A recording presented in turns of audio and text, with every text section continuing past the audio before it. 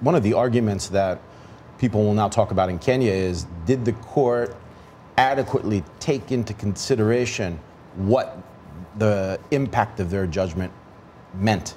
For instance, they gave 60 days to hold an election.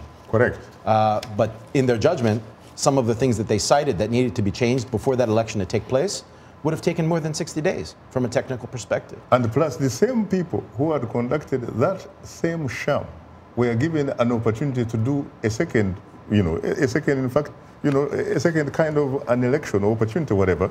But isn't that what, for example, Albert Einstein used to say?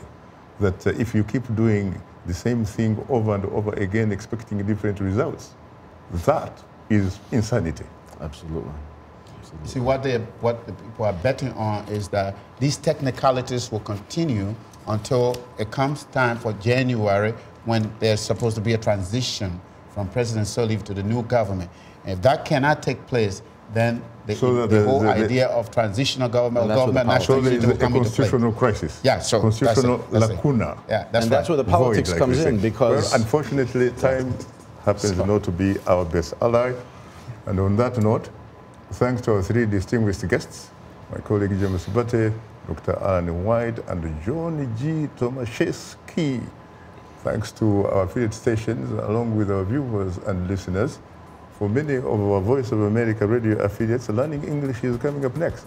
And tomorrow morning, it's Daybreak Africa with James Butty. On behalf of the Voice of America, thanks for tuning into Straight Talk Africa. In the meantime, get better, not better, Liberia.